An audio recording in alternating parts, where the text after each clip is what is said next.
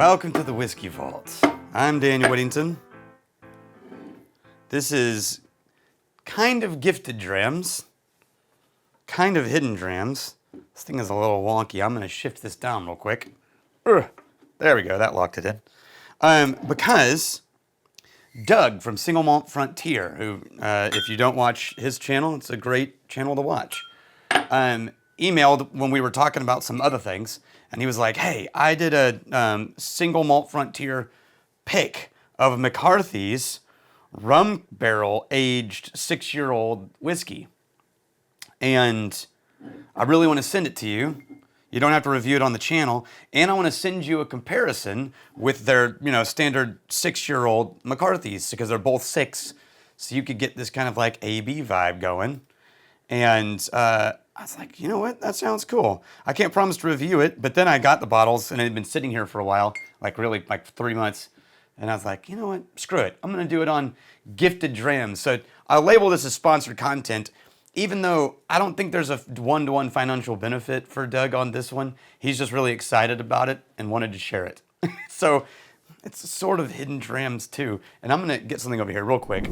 Anyway, so we're going to call this Gifted Drams, but hidden drams. Gifted, but hidden. I don't even know how we do that. Okay, so I'm going to start with, I'm going to open them both up. I don't know a ton about this. I should have, if I was doing my job, thought about this sooner, but I'm doing this as sort of a whim today. Like, I looked over there trying to figure out what we were going to shoot today, and I was like, you know what, screw it, let's do it. I also will let you know that I consider Caitlin Bartlemay, who's the distiller there at McCarthy's, a friend, and so objectivity is going to be iffy. Luckily, Caitlin's bulletproof, and so even if I had something where I was like, I don't know, I know she'd be fine. But I already know that I like McCarthy's. This is the original single malt for America, and now that we're in the new world of official categories for American single malt, pretty cool. The first ever single malt in North America, McCarthy's. I'm gonna start with the rum cask. I'm gonna start with Doug's. So this is Doug's. When you're looking, the label difference, Doug's is the black one. The Classic 6 is the, dang, what do you call that color? Maybe purple? Wine dark? I don't know. Okay, and I'm gonna pour this one. Go ahead. I'll set these kind of off to the side. Ta-da! Oh, it's got symmetry. I like that. Okay. So, what I love about McCarthy's is that just really strong, ashy note that explodes right out of the glass every time. On every McCarthy's I've had, that's the first, just this like, sometimes bright, sometimes dark, but deep, ashy note. And then behind it, once it settles a little, you get this like, oh, there's the fruit from the fermentations, and this one is ashy, then right into honeyed fruit. But I'm not picking up the rum on the nose, and that's not surprising because this is dramatic. And so, to me, the marker that I have for rum cask finish is that it adds this brittle vanilla to the nose, and that you really experience it more on the palate than you do on the nose. And it adds this other layer of sweetness that's different from a typical barley whiskey sweetness. And so what I'm looking for on the nose is that sort of brittle vanilla, and I'm not finding it. So it could be that the rum is different and I'm not realizing what I should be looking for. It's simple. It's very, I might want to put water and crack this open. I'll drink it first. I'm very scattered right now. I'm tired and I'm having a hard time focusing my brain on one train.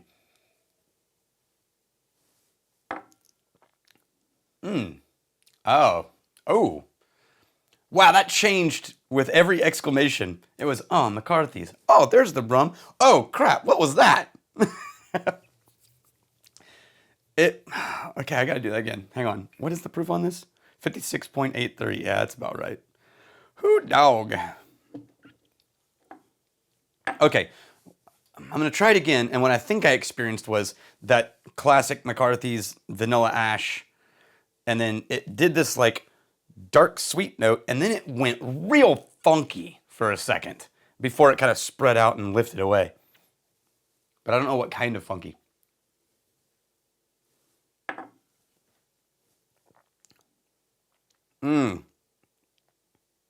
Yeah. Okay, here's what's weird. It's almost beery, for lack of a better word. It's not hoppy. I mean, but it has the fruitiness of hops and the fruitiness of this sort of like almost botanical beery note at the end. And I don't know what rum would create that. I wonder if it was just this really like local made rum agricole. I should have asked about that. Or like, where did the real rum barrel come from? Was the rum a funky rum? Because it's not just your generic simple rum, if it's the accent. But there is a distinct flavor on the end of this thing that is, for my brain, throwing off almost hoppy fruit beer note at the finish. Still there. Okay. That's weird. Not sure that I love it. Complex, rich, no faults. But that little finish note is kind of throwing me a little bit. Doug, are you a beer guy? I'm hoping Doug watches this. Are you a beer guy? Because if so, I could see you really liking the ending on that one. Okay, I'm going to go in for the classic McCarthy's. The difference on the nose, much softer. 50%, 100 proof. Not huge difference. Oh, okay. The nose on this, way softer, way more gentle. The ash is a little more subdued. A little bit more of the vanillin and fruit is pushing forward from the grain.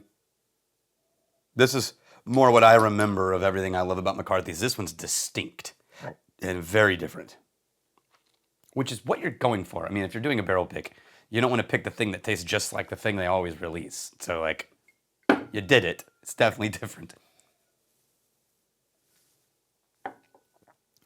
Okay, doesn't have that same... It's got to be the rum then. So, this one, to me, has that, like, really soft, honey-covered light fruit surrounded by ashy smoke, and then this, like, kind of gentle finish. And that's everything I love about McCarthy's. This 6 is the classic. This is everything I recommend when I recommend McCarthy's. Right down home plate. This is why I love McCarthy's. This one's freaking me out a little bit. And I need my... I'm going to use a dropper this time because they stole my water last time. And cleaned it downstairs and I forgot to bring it back up. So they stole it. They cleaned for me and I didn't have to, which I'm grateful for. And then I neglected to bring it back upstairs to make use of it. So whose fault is that? Okay. I'm going to add a little water to Doug's. So you wouldn't know this, Doug, but Doug is my go-to, like, making up a random name for inanimate objects name. Doug. So for 4 years on this campus, we had a Japanese work truck. Those little mini cab, mini bed work trucks that we used for campus stuff. And I named it Doug. So every time I say Doug, I just picture that work truck. And I'm sorry I've ruined that for myself in my head for you. Okay, that softened the ash. The water really mellowed out the ashy note and brought forward more of that almost funky agricultural element that was in the finish in the palate. And there it is. Okay, there is a vanilla sweetness, and I'm going to describe this, and if you're not of a certain age, it's going to make absolutely no sense to you. But there was an era in the 80s and 90s, or really 80s, where you got these like rubbery toys in like kids' meals and things like that, and they had an air pocket hole in the bottom, and when you squeezed it, it smelled like sweet rubber. And there was like almost vanilla sweetness, and I may or may not have really loved to just sit there and like squeeze it and smell it when I was a little kid. That might explain a lot. And I often get that in rum. This sort of like manufactured vanilla, what's the note that they phenolic type vanilla. And with the water and the smoke dissipating a little, that phenolic vanilla is coming forward in the nose.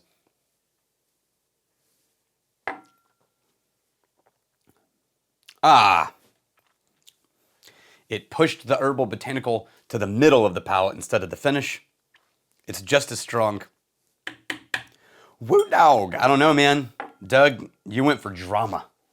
And you achieved it. If it wasn't for that fact that my brain just keeps saying hops, maybe I could get around it, but I don't think I can. I think this might not be my thing, but I could easily see a bunch of our Psalms really loving this thing. So these are going in the vault afterwards, so all of our Psalms get a shot to try it. And if you're a guest here for any class, you'll get a shot to try it.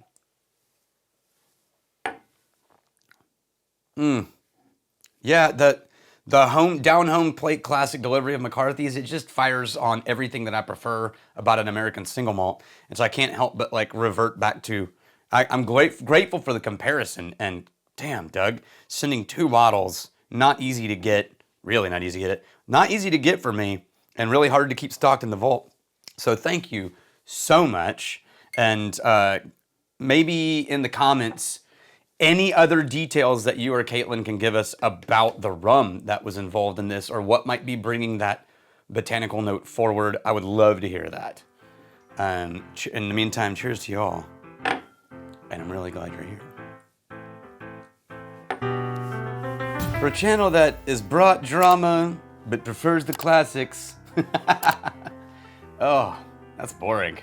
Like and subscribe anyway, I guess.